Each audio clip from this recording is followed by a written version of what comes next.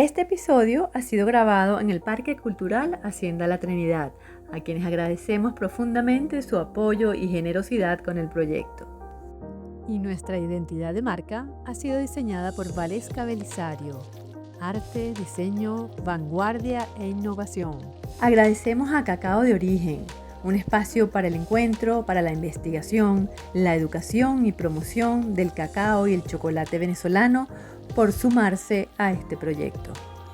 Hoy vamos a explorar una labor que es, al mismo tiempo, un rescate histórico y un pulso con el presente.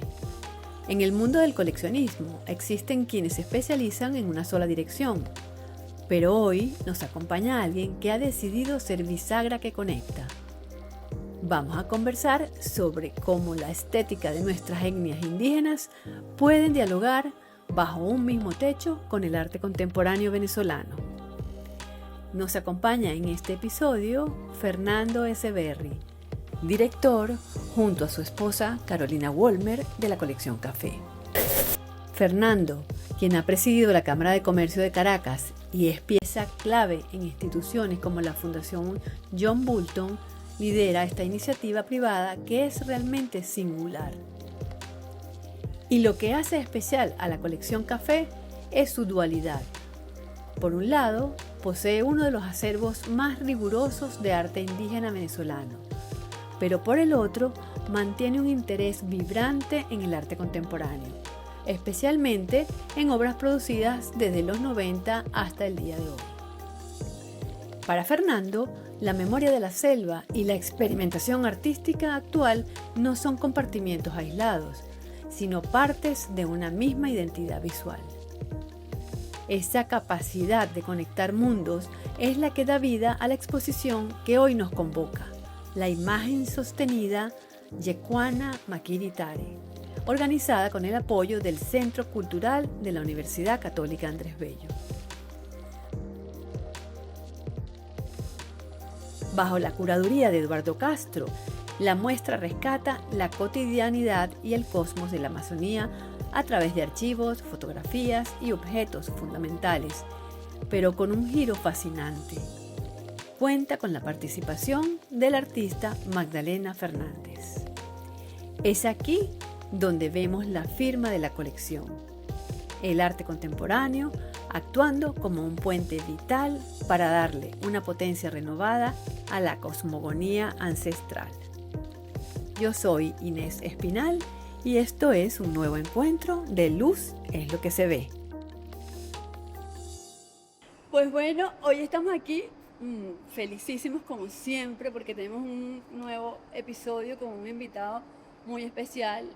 Estamos en la Universidad Católica Andrés Bello, estamos en el Centro Cultural de la Universidad y estamos literalmente con la imagen sostenida que nos cobija el día de hoy. Y estamos sostenidos porque tenemos aquí un invitado súper especial, que es Fernando Ezeverri, quien dirige y lleva adelante la Fundación Café, un coleccionista, además gestor, impulsador, motivador y empeñado en difundir el arte venezolano.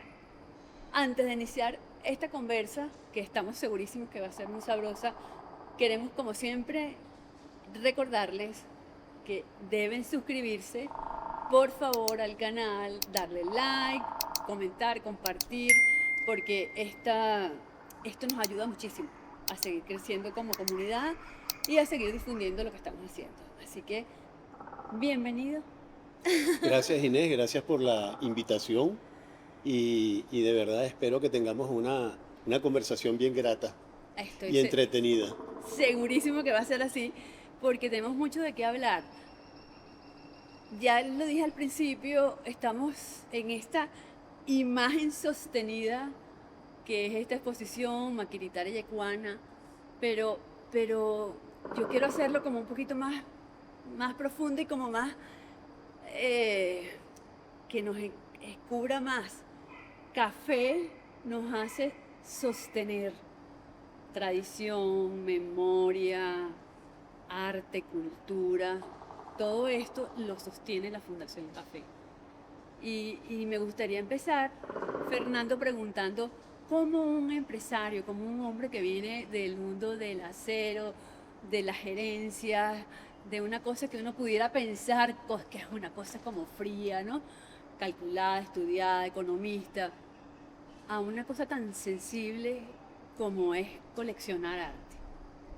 ¿Cómo llega esa inspiración en algún momento que dice, uy, o cuál fue esa primera pieza que te hizo decir, uy, esto me gusta? Bueno, lo primero que quiero es aclararle a los oyentes que todos los ruidos que están escuchando los maravillosos ruidos. Es a Guanadi. Guanadi es el dios más importante yecuana, que está representado por el pájaro carpintero. Qué belleza. Y aquí en la exposición tenemos toda una columna que es el eje central del Ete yecuana, de su churuata, que representa a Guanadi. Entonces, y aquí tenemos a Guanadi presente con el sonido y la luz.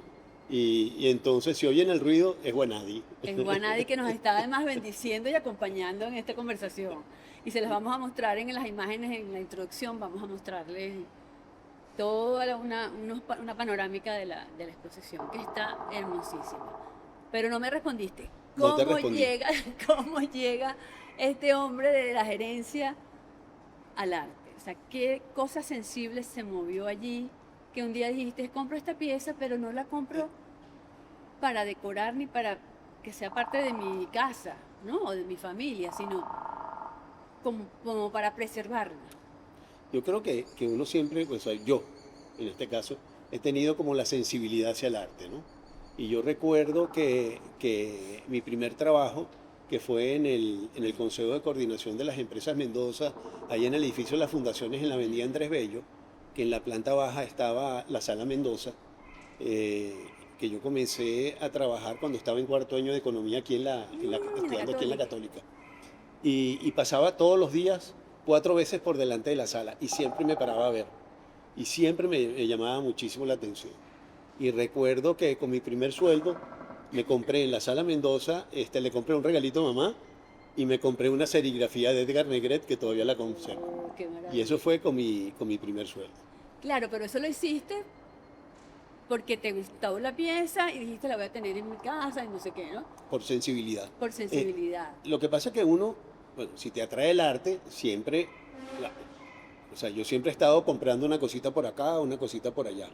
Pero yo creo que el primer síntoma de coleccionismo fue cuando compré una obra de arte para guardarla, no para exponerla. Y todavía me acuerdo que además fue en la Sala Mendoza, en una exposición que ellos organizaban que se llamaba Amazonia, que era una colectiva, donde había una obra de Adrián Pujol,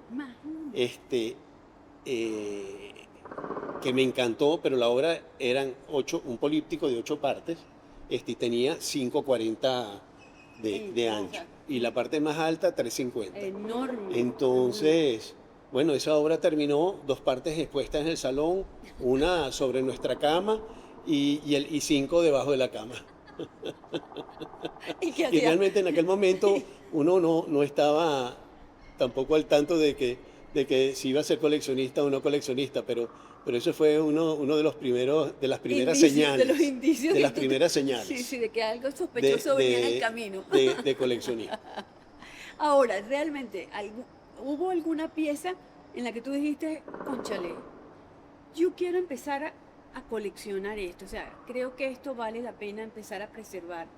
O sea, ¿hubo alguna, te recuerdas, o fue una decisión de pareja con Carolina? Porque también recordemos que Carolina Vollmer es artista. Es artista y además, bueno, forma parte obvio de la colección, ¿no? O sea, está en la dirección también de la fundación, de la colección. Entonces, ¿fue alguna cosa de complicidad o fue una decisión individual?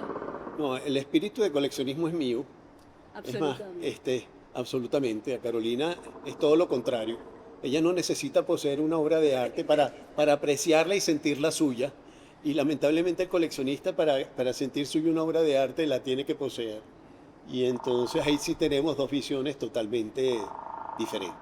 Pero uno no se termina de dar cuenta que es coleccionista hasta que llega un momento donde ya la, la, la cantidad de obras que tiene este, es significativa y uno tiene que empezar a preocuparse pues por su preservación, por su almacenamiento, etcétera.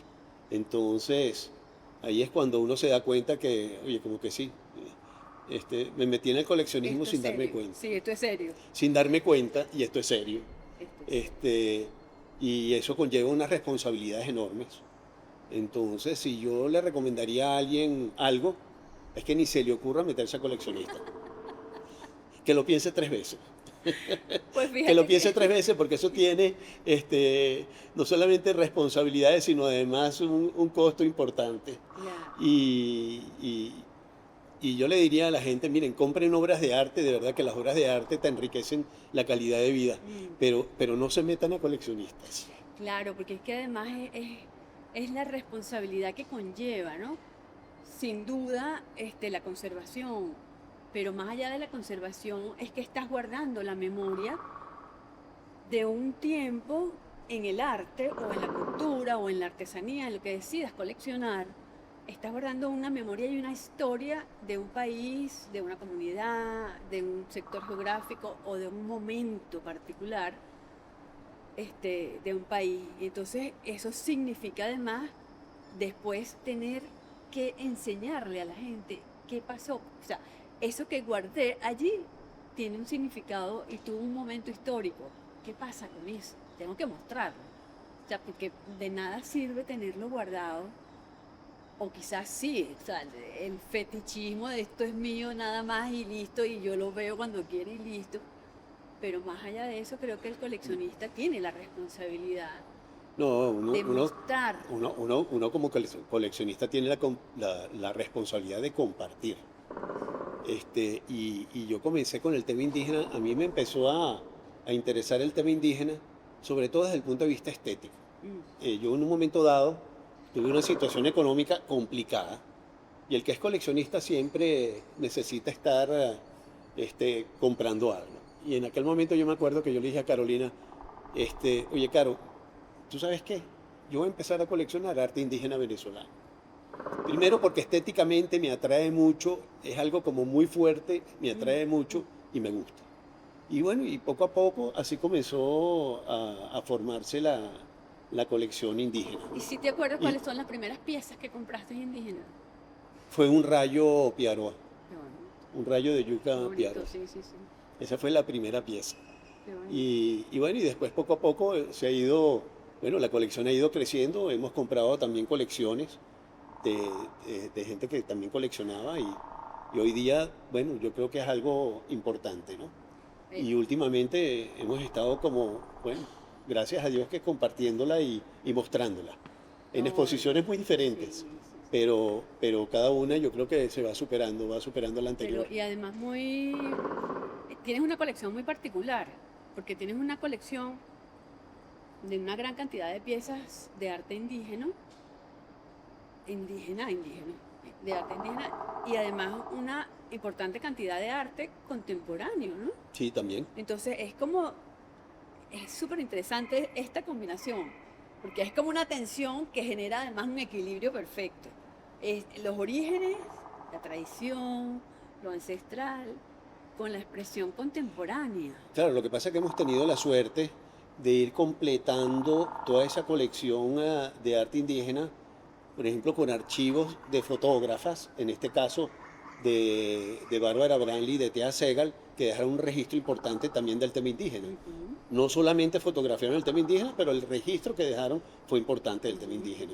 Y adicionalmente también la colección se fue enriqueciendo con todos los archivos de un antropólogo americano que se llama David Goss, que él estuvo conviviendo con los Yecuana durante 4 años y ha escrito el libro más importante que se ha escrito sobre los Yecuana, que se llama Tejer y Cantar.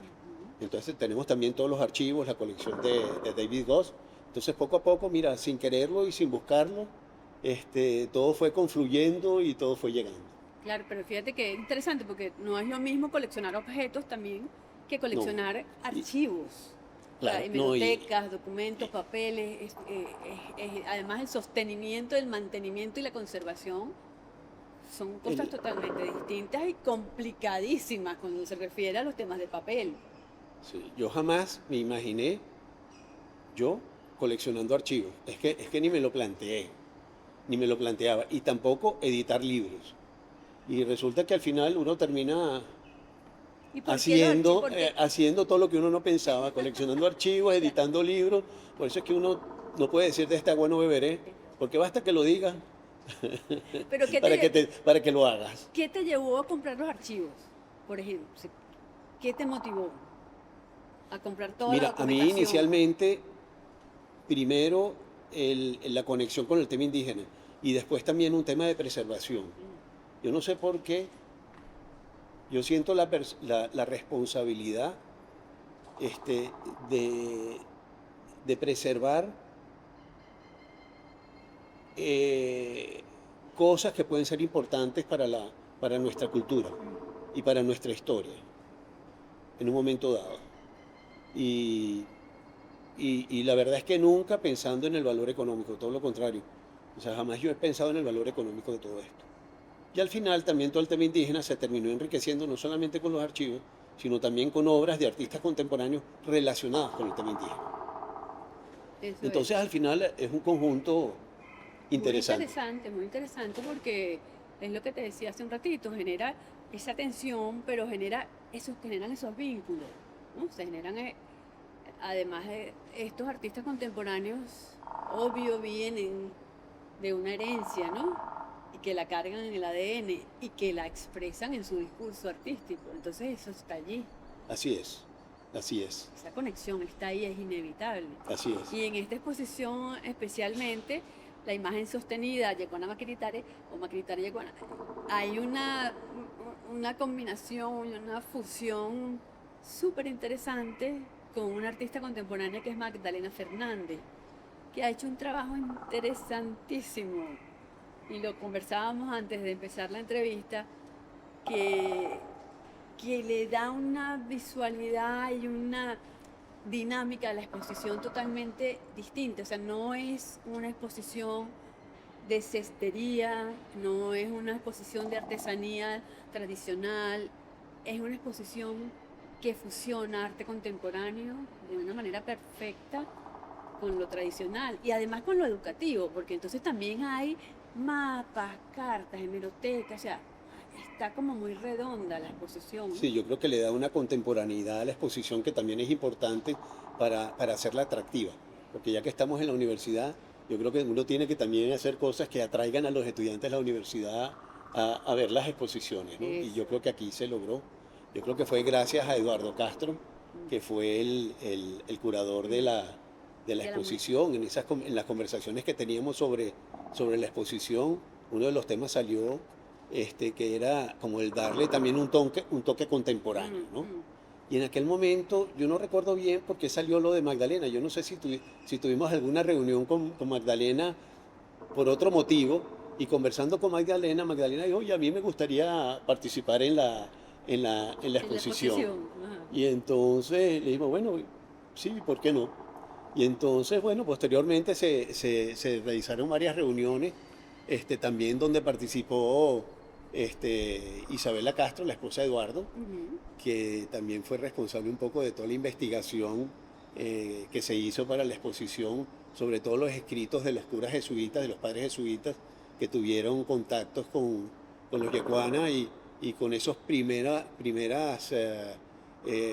registros que hay escritos sobre contacto con los yecuanas, ¿no? Que fue de los jesuitas. Isabela hizo esa investigación y Gilda Baiz y Adriana Baiz, que estaban apoyando a Eduardo también en todo lo que era la museografía, pues ellas también tenían sus ideas. Y un día en la reunión con Magdalena, pues salió lo de la idea del río, ¿no? Que queríamos tener un mapa donde saliera el Orinoco y recorriera el río por toda la exposición, ¿no? Y en aquel momento Magdalena dijo, oye, a mí me gustaría encargarme del río. Y le dijimos, bueno, perfecto, encárgate del río. Todo tuyo el espacio. Y al final todo se fue integrando y fue un trabajo en equipo, todo el mundo aportó y estamos muy contentos con el resultado. Sí, sí, es muy interesante porque, como te decía, es una exposición que es de arte tradicional, muy educativa, pero muy contemporánea. O sea, es una exposición divertida, si pudiéramos decirlo. No sé, los muchachos, los más jovencitos, van a disfrutar muchísimo. De hecho, lo están haciendo. Ya han venido infinidad de grupos a ver la exposición y es que es muy atractiva realmente. Y a mí lo que me gusta de esta exposición es que además que no tiene nada que ver, o sea, en un año hemos montado ya 3 exposiciones. La primera fue Memorias de la Selva, que se hizo en Margarita, en Playa del Agua. Hermosa muestra también. Ajá. Que fue como la primera. La segunda fue ahora en el Trasnocho, que todavía está, de Arte Guarao. Y esta es la tercera. Y las 3 yo diría que son totalmente diferentes. Y aprovecho ahora también para invitar a la gente que creo que la cuarta se va a inaugurar en Puerto Ordaz, en el Hotel de Aliovizna, el 23 de julio, donde vamos a presentar bueno, parte de todo lo que estuvo en Margarita, lo que está en el Trasnocho, y va a haber mucho de arte contemporáneo venezolano también en esa exposición. Fernando, ¿y qué se siente o qué sientes tú como coleccionista que te has dado la tarea de recopilar todas estas piezas, de guardarlas, de sostenerlas, de mantenerlas, de cuidarlas, como unos hijitos, ¿no? Tienes un montón de hijitos, porque tienes como 4.000 hijitos. ¿Qué se siente o qué sentiste quizás en el primer momento que decidiste, cónchale, esto hay que mostrarlo, ¿no? Yo tengo que sacar esto. ¿Qué se sintió en ese primer momento hacer una exposición que creo que además fue como Obregón, con las piezas de Roberto Obregón? De Roberto Obregón. ¿Qué se siente o qué sentiste sacar esas piezas que habías preservado, guardado, para el disfrute de los demás, para que los otros la vean, quizás la toquen? O sea, ¿cómo se siente eso? Mira, yo siento primero una responsabilidad enorme con lo que estoy coleccionando, ¿no? Sí, también tenemos los archivos de Roberto Obregón, de artista contemporáneo, conceptual, que él murió en el año 2003. Y yo te diría que cuando uno tiene archivos dentro de la colección, uno es responsable sobre el mostrarlo y el enseñarlo, y la obra de ese artista, de alguna forma, está dependiendo de ti. Y eso a mí lo que me da, me causa como una responsabilidad adicional. Claro, porque está en tus manos. Está en mis manos el promover la obra del artista. Exacto, que ya no está. Y está en mis manos también promover toda esta cultura indígena maravillosa que es parte de nuestro pasado y de nuestro presente y que está desapareciendo lamentablemente. Entonces también uno tiene esa responsabilidad de preservación y de mantener esa memoria. Y la responsabilidad no solamente es preservarlo y mantenerla, sino después, cuando uno ya no esté, cómo eso va a continuar. Lo que viene detrás, claro. Lo que viene detrás. Esa es otra responsabilidad enorme. Claro. Enorme. Te has convertido como la colección café es como una embajadora, vamos a ponerle en femenino, del arte venezolano, porque has mostrado tus piezas no solamente en Venezuela, sino han estado en Madrid, han estado en Sao Paulo, hemos estado estado en Miami. En Miami, estuvimos también en la Universidad de Florida, en Gainesville, también mostrando, oye, que se montó tremenda exposición de Roberto Obregón, bueno, lo mismo que en Miami. Qué bonito. ¿Y la receptividad cuál fue? O sea, ¿qué dice? Mira, a mí lo que me tiene muy satisfecho es que uno cumple con su responsabilidad y con su obligación. Y después espero que el público lo aproveche y lo disfrute, ¿no? Y bueno, tuvimos la oportunidad de exponer en Madrid un poco toda la historia de Bárbara Branly y en Estados Unidos a Roberto Obregón, lo mismo que fue a la Bienal de Sao Paulo en el año 2012. Y ahora y últimamente, este último año, pues todo el tema indígena, cosa que a mí me hace feliz porque nunca habíamos expuesto nada relacionado con el tema indígena. y de verdad que ya el cuerpo de lo que existe es importante. Es importante. Es importante y me parece fundamental el compartirlo. No tiene sentido una colección para guardarla. Además de que cuando uno ve las piezas de arte indígena, o sea, toda esta cestería, el diseño que tiene cada pieza, Es una maravilla, es una maravilla.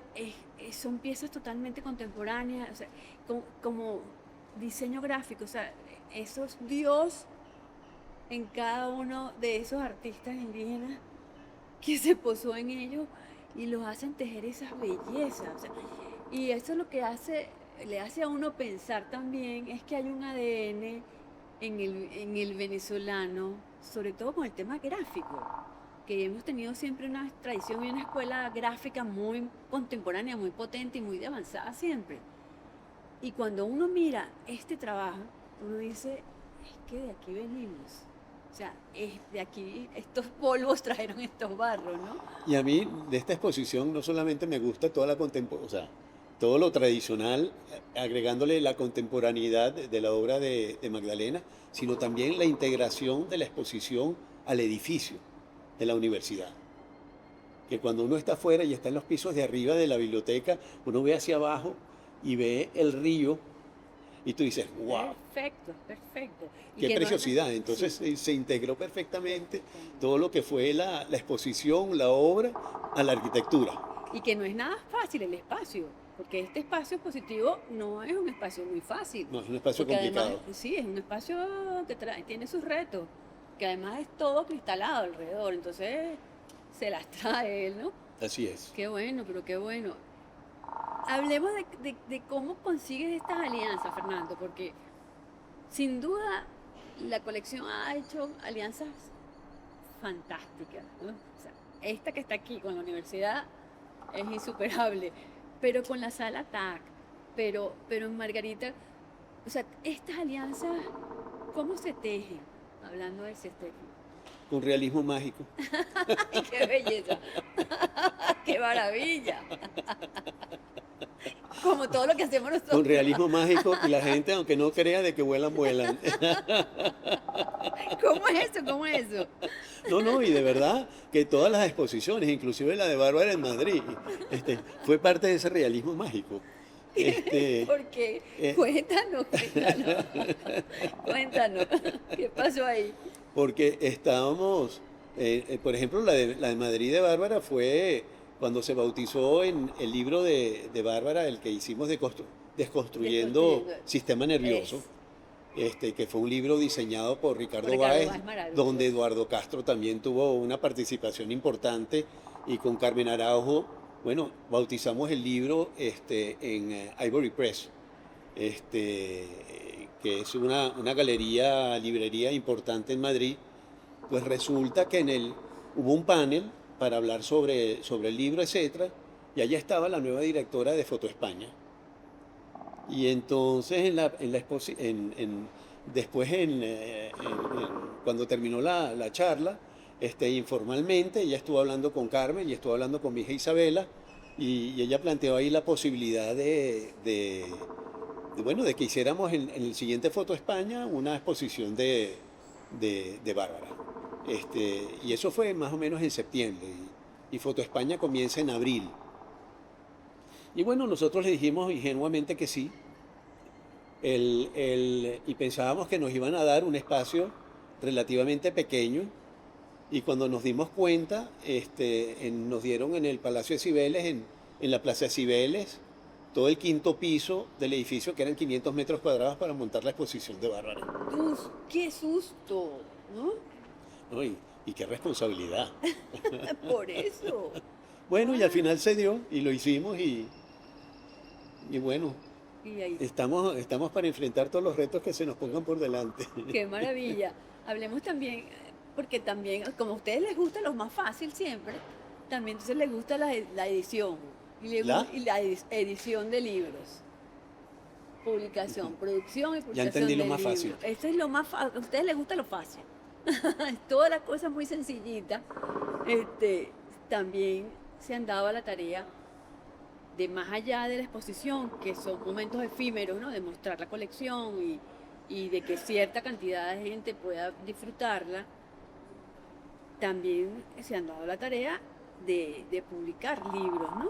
Que hacen el compendio de algunas exposiciones o de ciertos artistas que tienen en la colección. Hablemos de lo que significan las publicaciones. Un dolor de cabeza. Pues lo digo, lo fácil. Oye, porque no es fácil. Además, nosotros siempre nos hemos propuesto hacer con excelencia todo en lo que participemos, tanto exposiciones como en las ediciones de libros. Entonces, no es fácil. No es fácil, eso implica el seleccionar a la persona que va a escribir el texto del libro, bueno, a la diseñadora del libro. Pero Bueno, ¿por qué? ¿Por qué esa inquietud de publicar? O sea, ¿qué los lleva?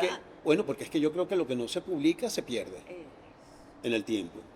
Y creo que todo hay que publicar. Las exposiciones hay que publicarlas y todo lo que a uno le interese de verdad, que uno tiene que publicar. Y en todo caso, en el libro, por ejemplo, de Bárbara sobre desconstruyendo el sistema nervioso, cuando nosotros adquirimos los archivos de Bárbara, mucha gente se nos acercó para ver si podíamos sacar una segunda edición del libro Sistema Nervioso. Y la verdad es que ese libro fue una obra de arte en sí, gracias a Javier Espurua, que fue el impresor, que básicamente el libro se decidió cómo se imprimía mientras iba imprimiendo. Y entonces repetir ese libro con la misma calidad era imposible. Entonces nos preguntamos, bueno, ¿qué podemos hacer para reimprimir el libro, pero no hacerlo igual? Y así fue como surgió esta idea de Eduardo Castro y de Ricardo Báez, y también en la que estuvo involucrado Carmen Araujo, de hacer este libro Desconstruyendo el Sistema Nervioso. Lo de Roberto Obregón también fue igual. Se me acercó en un momento dado. De Roberto hemos hecho 2 libros. El primero, a raíz de 3 entrevistas que le hizo Ariel Jiménez a Roberto, que se me acercó Ariel Jiménez y me dijo, oye, Fernando, yo le hice 3 entrevistas a Roberto. La última fue 3 meses antes de morir. ¿A ti te gustaría publicarla? Entonces yo le dije, oye, me pareció una oportunidad buenísima para mostrar la obra de Roberto y que no se perdiera tampoco su memoria, porque ya había pasado pues 9 años desde que se había muerto, ¿no? Interesante, Fernando, porque, perdón. No, y el segundo libro de Roberto Obregón salió a raíz de la exposición que se hizo en la Universidad de Florida en Gainesville. Exactamente. Y ahora el último libro que hemos editado es el libro Guarao, que ya se está imprimiendo en este momento, y también salió a raíz de la colección, porque dijimos, oye, tenemos una colección importante de cestería Guarao de la cual hay que dejar un registro, ¿no? Y entonces, bueno, producto de esa idea surgió el libro, y producto del libro surgió la idea de la exposición. Entonces, una cosa te va llevando a la otra. Exactamente. Es interesante porque fíjate que estamos hablando de acciones que en la normalidad de una situación de cualquier país las llevan adelante instituciones públicas, ¿no? Estamos hablando de que las publicaciones, sobre todo en el área de la cultura, la debería llevar adelante la institución, por ejemplo, museística, ¿no? Que lleva la memoria, que guarda la memoria de lo que pasa en el país culturalmente. Y esto que se está haciendo, esta es una responsabilidad que se la han echado a las espaldas con todo el amor, con todo el gusto, pero con muchísimo sacrificio de las instituciones privadas. Y esto tiene mucho mérito, porque vaya si sabemos lo que significa publicar un libro o un catálogo inclusive. O sea, publicar una piecita como esta significa diseño gráfico, información, síntesis, imágenes, ¿no? Y eso lo hace ahorita, lo está haciendo con mucho esfuerzo las galerías y las instituciones privadas en el país, y eso tiene un mérito increíble, porque además las galerías también se están dando a la tarea de hacer exposiciones que no son solamente comerciales, sino que nos están mostrando los archivos, que nos están, o sea, que están sacando piezas que tienen coleccionistas o que tienen los mismos artistas guardadas en sus talleres y las están mostrando para enseñarnos lo que ha pasado en la historia de nuestra cultura de artes visuales, ¿no? Y no se vende, es simplemente una labor, una vocación, ¿no? Como de formación y educativa y de preservar la memoria que nos hace tanta falta. Sí, nosotros la verdad es que no hemos hecho nunca nada con un espíritu comercial, jamás, o sea, jamás. Y realmente comenzamos todo este trabajo a compartir a partir del año 2012, que yo no sé, bueno, yo creo que aquí la cultura empezó a entrar en crisis en los años 90, ¿no? Ya con toda la crisis petrolera que hubo en los años 90 de Caldera, etcétera, y después, bueno, con de ahí en De adelante, ahí en adelante, sí, señor. que lamentablemente los museos dejaron de adquirir obras y apoyar a artistas contemporáneos venezolanos, ¿no? Dejaron de adquirir obras y dejaron de publicar. Y entonces de alguna forma los coleccionistas privados asumimos esa responsabilidad sin que nadie nos las asignara, la verdad. Y que se agradece tantísimo y sobre todo que se agradece que además la muestren. Y Porque además es eso. compartirla. Exactamente, exactamente. Porque quién le muestra a las nuevas generaciones qué hicieron su generación anterior. Nosotros que hemos conversado muchas veces con jóvenes artistas, uno les pregunta muchas veces cuáles son tus referentes, porque tienes un trabajo muy similar a, ¿no? Y uno se los menciona, mira, tu trabajo se parece al de este artista en los años 80 o en los 70, este artista hizo algo similar o a final de los 60 y ellos no tienen ni idea. No sé quién es, no lo conocía, no sabía. Y eso está pasando porque la institución que tiene que enseñar Es así. no lo está haciendo. ¿Verdad? Y lo bonito de este trabajo y lo que se agradece de lo que están haciendo instituciones como ustedes es esto. O sea, muéstrame mi historia, ¿no? Para entender por qué yo tengo esta cosa, ¿no? Esta pulsión, porque la tengo. Eso es maravilloso. Es así, es así. Si tuvieses que escoger una sola pieza de tu colección, de cestería no, de arte indígena y... Ay, te voy a poner un compromiso. Y de... No te voy a contestar. Después que se me ocurrió la pregunta. Mira, del tema de arte indígena te puedo comentar, una de mis primeras piezas que compré fue un banco, Ajá, que no es banco, de un tigre, ajá. que por cierto no lo expuso Eduardo aquí en esta exposición. Ahí aquí atrás hay un tigre que se parece muchísimo a la obra de Gaudí. Ah, de Gaudí claro, de Esté. Gaudí Esté. No sé si lo has Ciertamente. visto. Sí, ciertamente. Y después, y tengo otro tigre que se parece al gato de Botero, que es igualito al gato de Botero. A mí esa pieza me encanta. Está viendo. Bueno, Y mira. de arte contemporáneo no te voy a mencionar, No, bueno, vamos a... porque es un compromiso, Yo porque sé. además, o sea, todos los artistas son amigos y con todos los artistas tengo relación. Además, unos no me gustan por unos motivos, otros me gustan por otros, o sea que... ¿Te arrepientes de haber comprado alguna pieza que después digas, "Uy, pues yo para qué compré esto? Si esto a mí la verdad es que no. ¿En algún momento te pasó? Arrepentimiento nunca. Dime la verdad, Fernando. Dime la verdad. No, arrepentimiento nunca, pero sí me ha pasado que yo digo, oye, esto no he debido comprar. Y la tienes ahí por ahí guardadita. Y la tengo por ahí guardadita. Esos son errores. O yo no soy de los que vendo, pero en algún momento también... O la tienes ahí puesta para decir, no me vuelvo a equivocar, o sea, para que me recuerde el error, ¿no? Eso no lo vuelvo Bueno, a... pero mira, eso es parte de...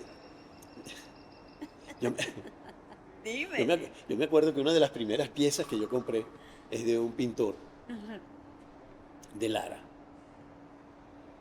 que me encantó el cuadro. Y años después, yo dije, ¿cómo es posible que yo haya comprado esto? Porque uno también parece mentira, pero con el tiempo y viendo se va educando y Claro, vas sin educando el duda, ojo sin y te vas duda. educando tú Sí, y al final uno dice, oye, ¿cómo es posible que yo haya comprado esto? sin O sea, duda. pero todavía la tengo la pieza para recordarme. Por eso te digo, la tienes ahí presente porque mira, no La me tengo ahí vuelvo a presente. equivocar, no me vuelvo a equivocar. ¿Qué proyecto a la fecha tienes ahí guardadito y que no lo has podido ejecutar, que no lo has podido todavía poner o que lo tienes escritico y en tus sueños más presente bajo la almohada y dices, lo quiero hacer? No, por ahora el próximo proyecto nuestro en el que ya estamos también ya trabajando Que es el es una 18. exposición en el Hotel de La Llovizna en Puerto Ordaz, que ya lo mencioné anteriormente y bueno, y tenemos también otra idea para el año que viene, pero vamos a ver, que estamos ya trabajando en esa idea, que es algo totalmente diferente a lo que se ha hecho hasta ahora, entonces, Fernando, bueno, yo lo que te puedo decir es que, oye, gracias. no, gracias a ti por la invitación y de verdad que invito a la gente a que venga a ver la exposición porque realmente merece la pena. Gracias por Merece la pena. Sí, sin duda, sin Y duda. una forma de apoyarnos en lo que estamos haciendo es Es visitar que la visiten la exposición. exposición. Es visitar la exposición. Eso Sí. para nosotros es importante. Gracias, gracias por el trabajo que hace la colección, gracias por generar estos espacios de reflexión, de conversación, de revisión de lo que somos y de lo que hemos sido y de lo que podemos ser, porque esto siempre nos hace mirar al futuro. Y gracias a ti por invitarme, Inés. Un abrazo enorme. Qué bonito, Y gracias. por fin se dio.